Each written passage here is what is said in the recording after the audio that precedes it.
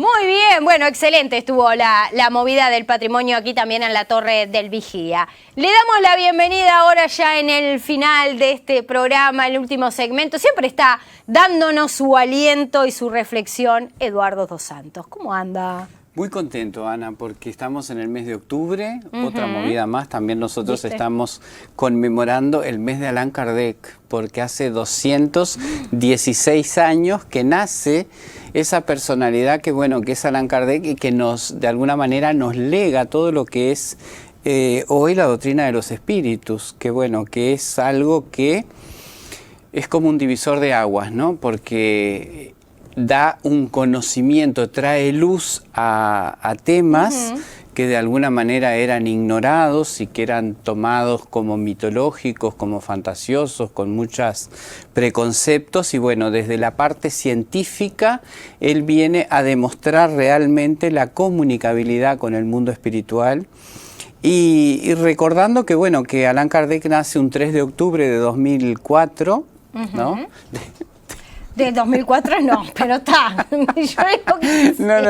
3 de octubre de 2004 fue el congreso en Francia, que me quedé pensando en Francia. Y Se que quedó pensando en el congreso Finca. En ese congreso francés, que bueno, que fue realmente algo muy interesante. Pero Allan Kardec nace en 1804. 1804, 216 años, ¿no?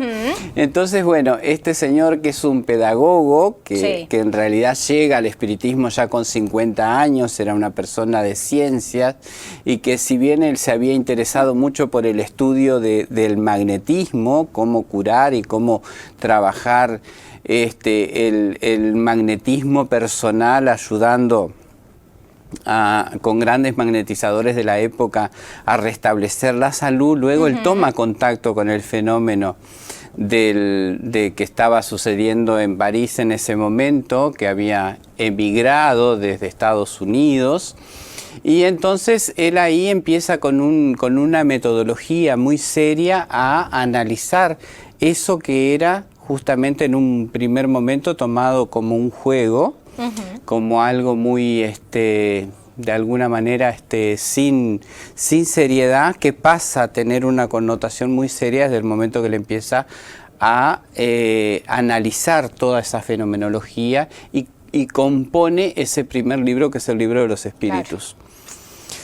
Que bueno, que en un principio llama mucho la atención, se editan 1500 libros, a los 11 meses ya no había más, hubo que reimprimir esos libros, y imagínate que bueno, toman una connotación social muy grande, y enseguida le empieza a escribir una revista periódica mensual, que es la Revista Espírita.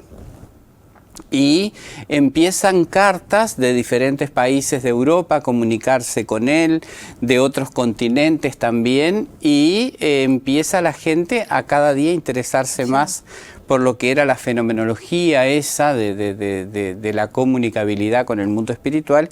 Y él luego escribe el segundo libro, que es el libro de los mediums, que es como una metodología de cómo realizar eso. Teniendo en cuenta que, bueno, que las primeras comunicaciones se dan en casas de familia, porque no había centros espíritas. Sí. La gente se reunía. Que no sabían qué pasaba. Habían personas que tenían determinadas facultades. Él entonces daba como una metodología en el libro de los mediums, un cuidado de cómo realizar esas secciones.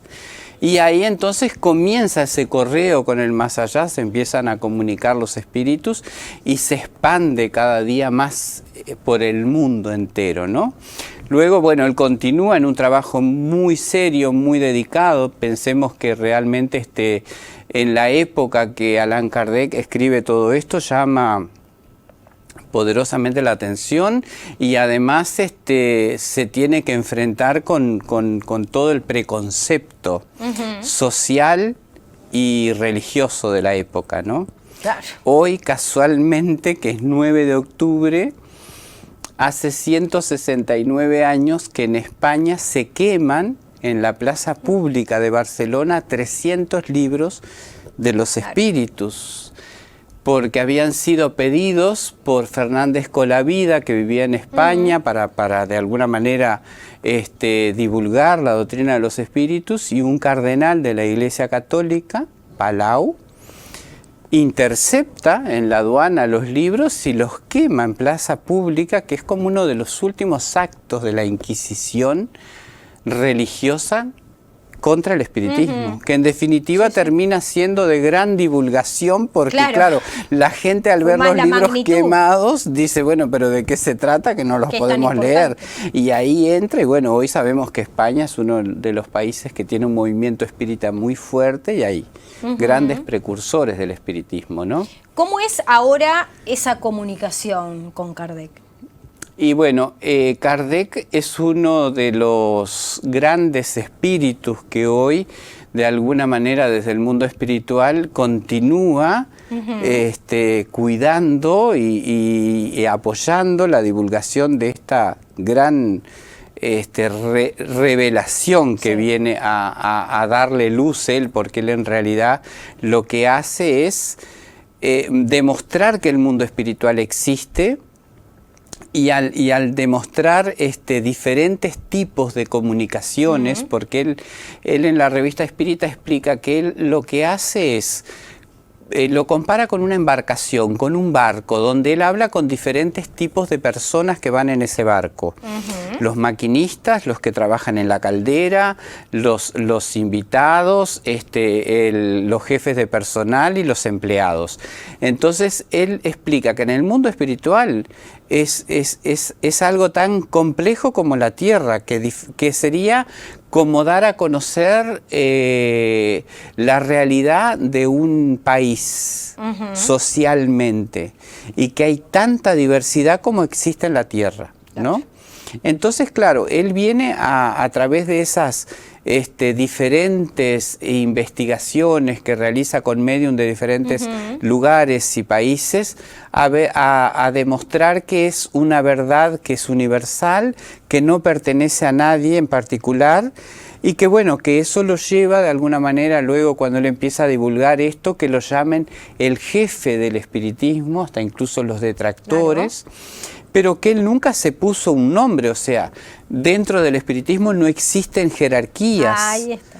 Él no convocó a una cantidad de gente y dijo, bueno, vamos a hacer un cónclave y vamos a elegir, yo soy el ser supremo. Todo por lo contrario, le decían a él maestro o profesor o jefe, lo denominaban, pero él nunca tuvo ningún tipo de cargos, y de hecho dentro del espiritismo no hay cargos, ¿no? Ahora, en ese libro te saca todas las dudas que tenés. Claro, porque el libro primero tiene 500 y pocas preguntas, pero luego lo amplía y va a 1019 preguntas, y las ediciones luego ya pasan a tener 1019 preguntas, que son preguntas que él desde su racionalidad le hace a los espíritus, que allí está como contenido todo lo que sucede, y ya lo hemos tratado tantas veces, lo que sucede con el ser humano que está acá encarnado en la Tierra, todas nuestras dificultades, nuestras realidades, el entender el cómo y el por qué y el para qué del sufrimiento, de nuestra estadía acá en la Tierra, y todo lo que puede llegar a generar el estar aquí. Entonces yo creo que bueno, que es más que importante el legado que nos deja el profesor Hipólite León de Nisail Rivail, que era como se llamaba él. Él luego se apoda Allan Kardec porque su espíritu protector, que se llamaba Céfiro, le dice que él en una vida anterior había sido un druida y que se había llamado Allan Kardec. Entonces él ahí utiliza ese apodo como para no mezclar el profesor, que era dueño de un colegio en París y que era un educador ilustre y conocido, con este otro personaje que aparece, que es el codificador del espiritismo.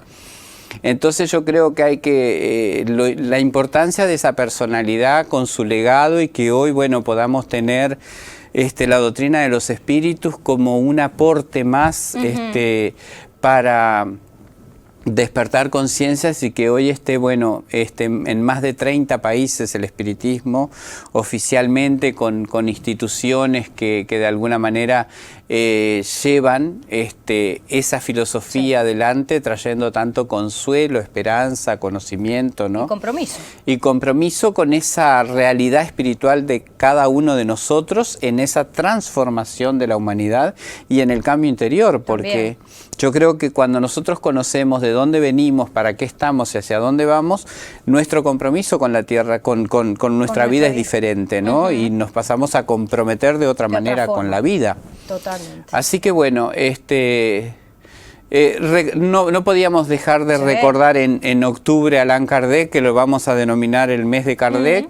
Y bueno, y estamos realizando diferentes actividades, recordando ese trabajo y la metodología científica, y además la persona.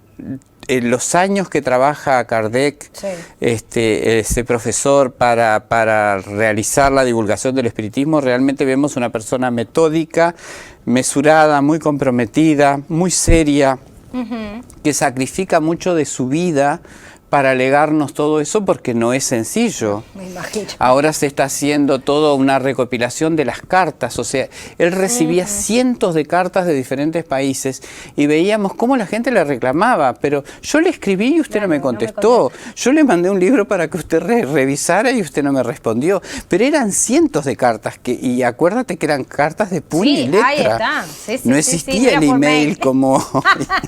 Claro, no era por mail ni por WhatsApp. Él se iba a entradas horas de la madrugada respondiendo las cartas, armando los artículos, armando esa revista que luego la imprime y tiene un tiraje que es mensual.